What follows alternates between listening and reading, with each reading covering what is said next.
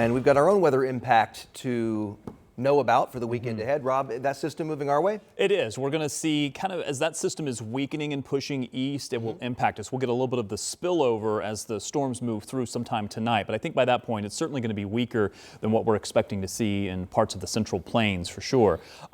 We've got some warm temperatures in place right now. So the storms have fuel to work with. We'll start to see the temperatures cool down a bit over the next several days, but not a lot. I actually think we're behind the coldest weather for sure. And, we kept getting these warm days and then we kept seeing the temperatures kind of drop back down. I think this may be finally where we're going to see the spring weather stick around.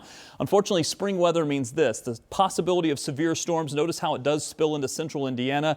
I do think we're starting to see some of those storms begin to develop to our west. Already some storms north of Chicago.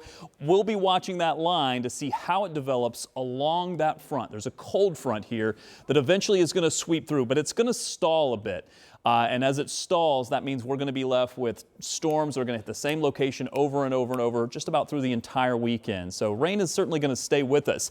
Again, Doppler is quiet for now. I think it's going to stay there through about maybe 9 or 10 o'clock. We do have temperatures into the 70s and 80s. These will come down just a bit as we get into the evening, losing the heating of the day, but still enough energy to work with.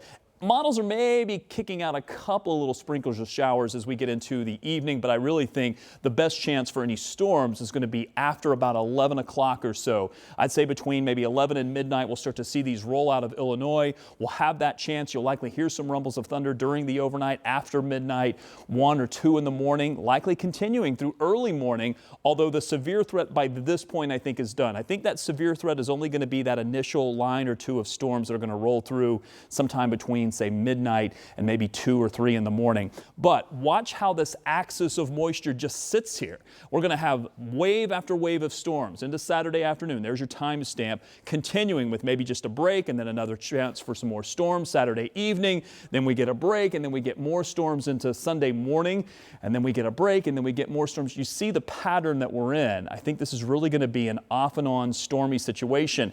I think the better chance is Saturday. For your Sunday, if you have plans for Sunday, and I know many of you do, I do think that this is going to be the early part of Sunday. I've got a chance of storms here, high temperatures near 71. That's a little bit above the average, but that chance for storms is certainly going to be the early part of the day, not necessarily the late part of the day. I think that we have a better chance to see some of those storms as we get into maybe the 9 to midday time frame on Sunday. After that, I don't think you're done with the storms completely, but I think the evening on Sunday looks better than what we're expecting for the morning.